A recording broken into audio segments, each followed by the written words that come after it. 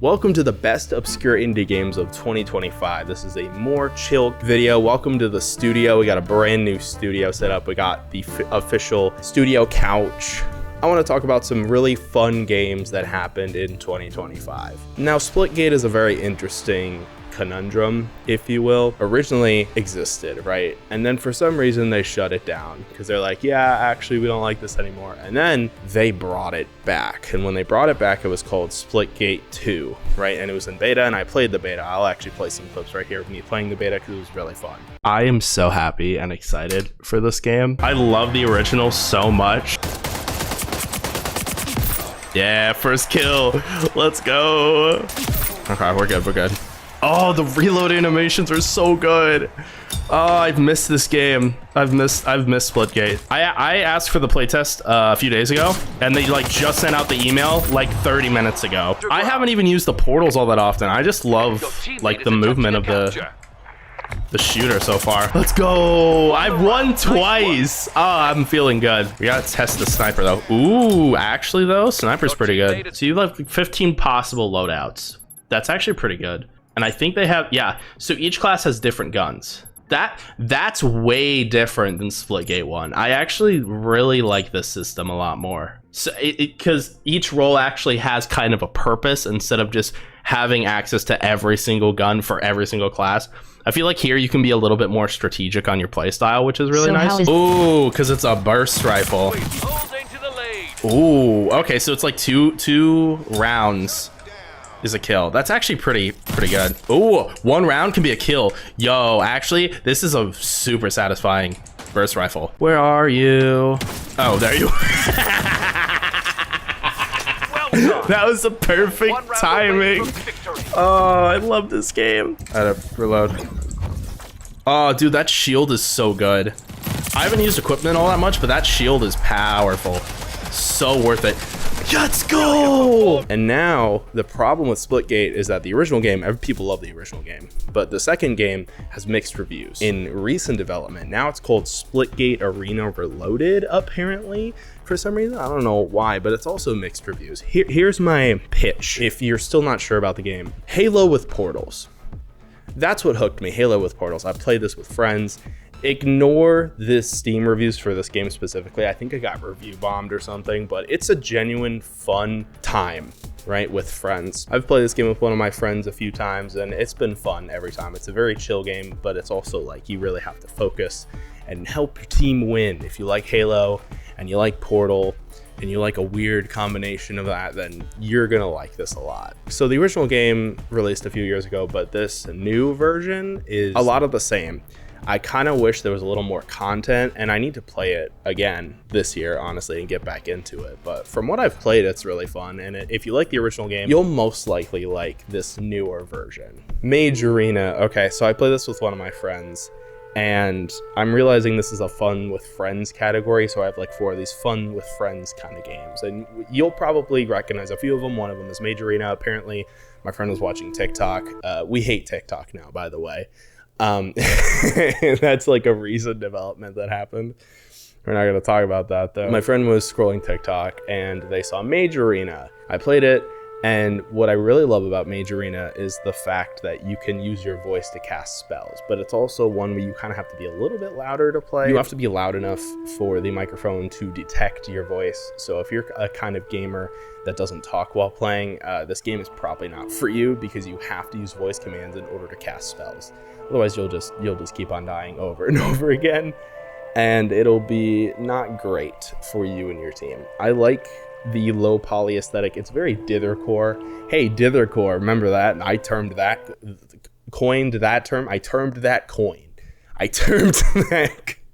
It's been a few months. Can you tell? This isn't even scripted. I just wanted to talk about some fun games I played last year to get into the groove of YouTube again, because I've kind of just felt, ugh.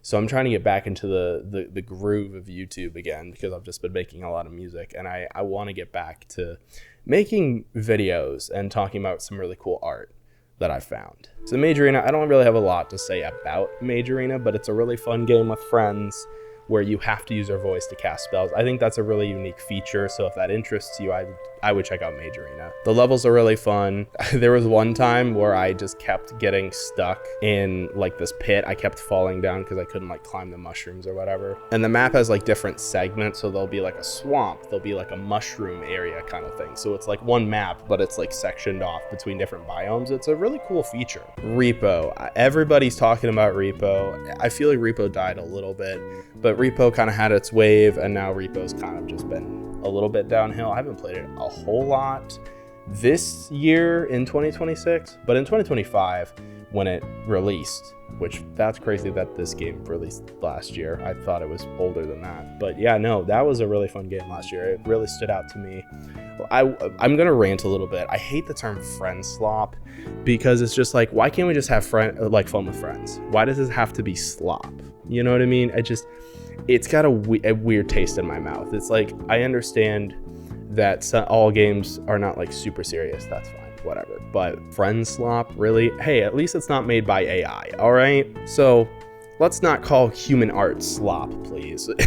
I don't think that's a good trend that we should ride, honestly. Anyways, REPO as a game is really fun. It's a lot like Lethal Company, except you are these little androids, little bots, where when you talk, there's proximity chat, which is really fun, but like the mouth moves when you talk, so that's a really fun feature. I didn't stream REPO, but I played REPO with a bunch of different friends, and it's really fun. There's like, I think there's some modded games I played. I played a lot of modded Lethal Company, but that didn't drop in 2025. So we're not talking about Lethal Company, we're talking about REPO, which if you like Lethal Company, you'll probably like REPO because it's a lot of the same vibes. I feel like REPO is more cartoony, more stylized. Lethal Company is more dithercore, more like low poly aesthetic kind of thing. I really like the castle levels. Every single monster in REPO really stands out, and there's been a few times where I've just been like hiding in like a closet or like a cabinet or whatever because I'm afraid that I'm gonna die in the game REPO. It's a really fun game. I think it's worth a try if you haven't played it yet.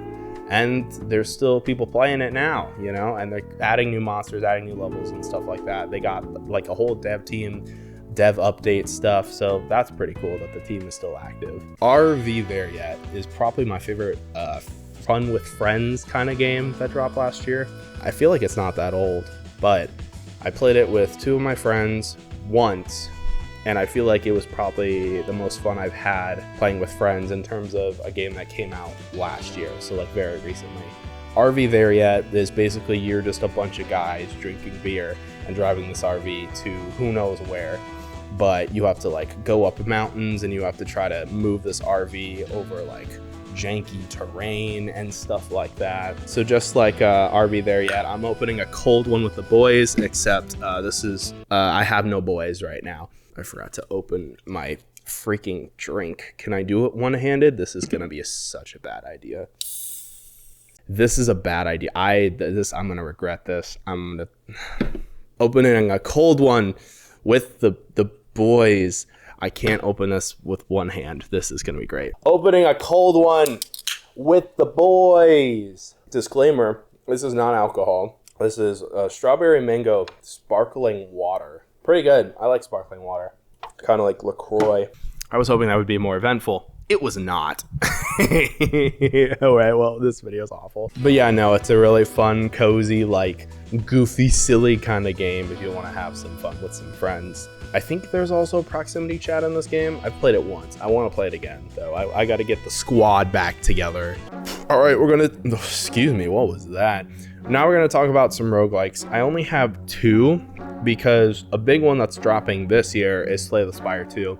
It's dropping on my freaking birthday month, so in terms of roguelikes, I might just make a video about Slay the Spire. I still haven't. I don't know why I haven't, but I probably should once, you know, that sequel comes out. But yeah, roguelikes are great. I love them.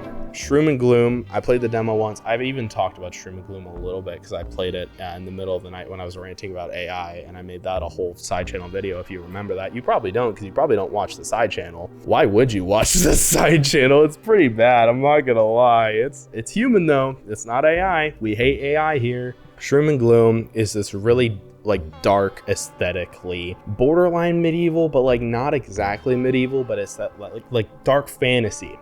That's where I was going. It's very dark fantasy. Extremely stylistic game. It's a deck building roguelike, which if you know me, you know I love deck building roguelikes. So this one is definitely worth a play. I'm definitely not as much into roguelikes as I used to be, but this one stood out to me quite a lot. A little disclaimer, I haven't played it in a few months, but I played it a few times and it really did stand out to me. I saw the gameplay and I'm like, I need to play this. And so I played the demo, because I think there might still be a demo. I'm not entirely sure, but I played the demo and let me tell you, it was a great demo. I need to make more videos about demos, honestly. Maybe that'll be the next video. Who knows? I don't know what's going on in 2026. We're just kind of filming and seeing what happens. I guess we got to be more human this year to combat AI, right? Because fun fact, this video is not scripted. We're just talking about some games that dropped last year that I think you should check out. Necroking was another one that kind of came out of nowhere for me. My friend showed me the game and was like, yo, I watched my friend play it and I'm like, ooh, okay. So basically you are a like skeleton king person, like a skeleton, you're a Necroking. Whoa. So half the game is like you traverse this map and you try to get into the corner to like kill like a rival king. So you traverse the map and you can collect loot, you can fight monsters on the way to like traversing to the castle. And during combat, it's really interesting because it is half turn-based, half real-time, because it's based on a timer system, which I thought was really unique. And I don't throw that word around a lot because I talk about a lot of unique stuff on this channel. But when I say something's unique, I'm like, you really need to pay attention to this one. So you can pause it. So it's technically like turn-based. You can make it turn-based, but if you press play, like the turns will just keep on going. And then you have to play while the turns are going. I think that's a really fun way to have this like different kind of twist to the roguelike genre, because most roguelike deck builders are turn-based. This one is turn-based, but it has like a little caveat where it's like not entirely turn-based. So you kind of have to figure out what cards work best. Originally, because I'm dumb, what I did was I just kept all the cards and then set all the cards out to the battle. What you need to do is instead use the higher power cards instead of just all the cards. That way you can deal more damage. I didn't realize that until like the last time I played this game. So use the higher power cards. It's gonna help you a lot, trust me. There's like archers, warriors, mages, stuff like that. That's why this one is also kind of like a dark fantasy, but it's also like an 8-bit kind of style, 16-bit, somewhere in there. It's a very like bit crunch heavy kind of aesthetic game, but it's really fun. And it really stood out to me last year. Now we're gonna talk about some single player stories. Probably some of my favorite games from last year are in this. We're gonna talk about Dispatch. And the internet loves Dispatch. I'm gonna put that in the thumbnail. Dear goodness, I love Dispatch, right? Malevola, everybody wants to get with Malevola. Me personally, so how I played Dispatch was I tried to play it as platonically as possible because, you know, I made that video, so we had to, you know, continue that trend, right? I tried to play it as platonic as possible, and it still put me with Blonde Blazer, because apparently if you make jokes, that's considered flirting. No, I just like to be silly. I like to be a silly little guy sometime. Dispatch, I'm in love with, because not only is it an indie game, which blew me out of the water when I found that out, but also I think it's their first game, and then also on top of that, incredible cast, incredible characters. It's hilarious. It's how do I say this? It's a mature game. I will say that. There's quite a lot of scenes. Literally, if you're gonna play this game, I recommend turning off the visual sensors at the very beginning of the game, because there's a lot of scenes in this game that are like, ooh, yeah, probably, I didn't want to see that. I really didn't want to see that. So yeah, turn on visual sensors, especially if you stream this game. Yeah, you're gonna need the visual sensors. Trust me. Malevola is probably my favorite character, as with the internet, apparently. I hope they make a sequel. Really want to play the game again to get a different outcome. However, I don't want to play the game again because I know it's not going to have the same effect on me as when I played it the first time, which I think is an interesting conversation to have about this game, because there's different endings, but at a certain point, I feel like playing the game once and getting a certain ending and then living with that ending, I feel like is sometimes more impactful than 100%ing a game, because I don't 100% games. That's not me. That's not my thing. I have a friend who 100% games, and I'm like, good for you. I just don't have the time for that either. I'd rather just move on to the next game, you know? That's why most of the games I play only have like one ending. But Dispatch has like a few different endings, and honestly, the ending that I got, I was very satisfied with it. And I was like, man, I want more. I want more game. More game, please. So developers who made Dispatch, thank you for making the game. And we all want more, please. We would love a season 2. It's not just hype. It's good. If you, like me, grew up on the Telltale choose your own adventure games, specifically the Walking Dead games, those I grew up with. I even made a video about it when Telltale went, you know, down when they went, you know. What is going on with this energy right now? I love it. But yeah, if you like the Walking Dead Telltale games, the stuff that I grew up with, you're gonna love this game. It's so good. If you played any of the Telltale games, you'll probably really like Dispatch, because I think there were some of the same developers from that team helped with Dispatch. So yeah, it's not just hype. It's a genuine good game. Mashina, the demo. I was gonna make a video, and I still might someday, about handcrafted indie games. And Mashina was one of them. It is entirely claymation mixed with like a little bit of animation here and there. And it stood out to me because it's different and it's fresh. And I might eventually make a video about handcrafted indie games, because literally half the video is done and then I quit it. And so it's kind of just in limbo right now. I have a lot of video ideas, but I've just been kind of stuck in my own head the past few months. So we're recording this video to kind of get out of that, because I've been doing YouTube for almost 10 years, dear goodness. And I'm getting to a point where it's like, do I just quit or do I keep on trucking? And right now, we're gonna keep on trucking, even though I don't have a Patreon anymore because I got rid of it, because I was tired of the stress and the anxiety and just the constant fact that people were paying money for me to make YouTube videos, and it just doesn't sit right with me. So yeah, now you're getting content for free. I was supposed to talk about Mashina. What happened there? This video is all over the place. Anyways, Mashina is what I was talking about. It's fun.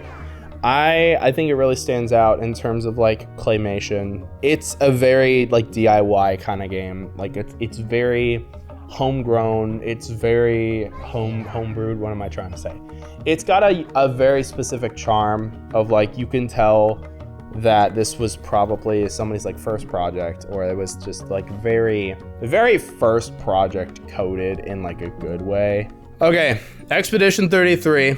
You knew this was coming. Expedition 33 is one of the best games I played last year. Oh my gosh, I'm pretty sure I cried. It made me real sad at the very least, right? Expedition 33 is a good game. It's an indie game, which is wild, right?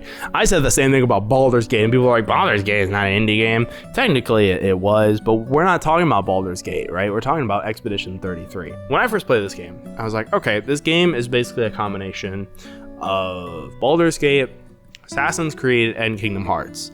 No, I will not explain. So that's kind of the vibes I was getting, and the more I played it, the more I realized, no, this is kind of its own game. And I really like it. It is an extremely slow burn game. So you're playing the game and you kind of don't understand what's going on. And that's kind of the point of it until you get to near the end, and then you realize what actually is happening. So it's a very slow burn game. I really enjoy it. It's one of my favorite games that I played last year. And if you still haven't played it, please do. Really fun RPG elements. It's hard. It's brutal sometimes, especially like the more you get. Disclaimer, I played the easy mode because I'm not one to punish myself when life is punishing enough as it is. I just want to have fun when I play games, all right? I really like the combat system, the fact that you can parry and then attack after parrying. That's a fun feature. It is a turn-based action RPG that's French. It is so French, dear goodness. You literally fight mimes. That's not a spoiler. You can wear mime costumes. It is unapologetically French, but in like the best way. I think it's a really fun game, and it really stands out to me as a really good RPG. Just in general, it's a good RPG.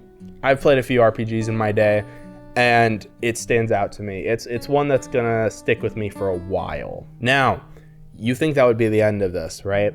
No, because Wanderstop exists. I was going to make a fully dedicated video to Wanderstop, and then mental health and everything. Usually when mental health spirals happen with me, all plans go downhill. I have like 20 video ideas and none of them are done because of mental health. So yeah, it happens every year if you've learned that by now. Wanderstop is made by the same person who made Stanley Parable, The Beginner's Guide. You've totally never heard of those games before. So when I heard that Davey Wreden was part of a team that was making a new game called Wanderstop, I watched the trailer and I'm like, I don't know. This kind of looks like not a first-person walking simulator about depression. So I'm like, I don't know how I feel about this. It looks like it's a cozy game. Why is David Wreden making a cozy game? He makes introspective games. And then I get to the end of the trailer and I'm like, oh, this is going to be an introspective game disguised as a cozy game. I cried. I actually cried at Wanderstop. I think I still have footage on my computer of me playing Wanderstop, and I've been debating on making a video about it. Wanderstop is probably my favorite game that came out last year. It is a cozy tea-making forest game disguised as a introspective search for meaning, I guess, is the only thing I can really say without spoiling it. It kind of just looks like this cozy game, but I'm telling you, there is more to this game than you realize. Like, it's deeper than it looks. Trust me on this one, okay? And it's one of those games where it's like, I don't want to say too much, right? But there's one scene that definitely made me cry, right? And by the time you get to the end, you're like, oh, ooh, like it's one of those tugs at your heartstrings, one of those kind of games. It's fun. I love the gameplay loop. Obviously, making tea in a forest is fun. It's a fun gameplay loop. You meet a bunch of really cool characters on the way, and then you cry, and then it's over, and you're like, oh. And I'm trying so hard not to spoil the game, but it's so good. It's so good. Please play Wanderstop. Eventually, I might make a video about it, but I don't know. It's a fun game. It was one of those games I played late at night, at the end of the day, and it's cozy and it's calm, and then it has its moments, and when you get to those moments, you're like, oh, it's heavy, but it makes the experience even better. It's a very multi-note kind of game, and I think that's why I wanted to end this video on that note, because that was the best game I played last year, and I've thought a lot about Wanderstop since. It stuck with me probably more than Expedition 33, even though I played Wanderstop like half a year ago or something. And it's one of my favorite games of all time. And you know, that includes Beginner's Guide is obviously still really up there, right? Beginner's Guide, Stanley Parable, Wanderstop, probably my third favorite game of all time. Maybe second. My camera's trying to shut me up. I was talking about Wanderstop and it said, no, you're done. We probably need to wrap it up soon anyways.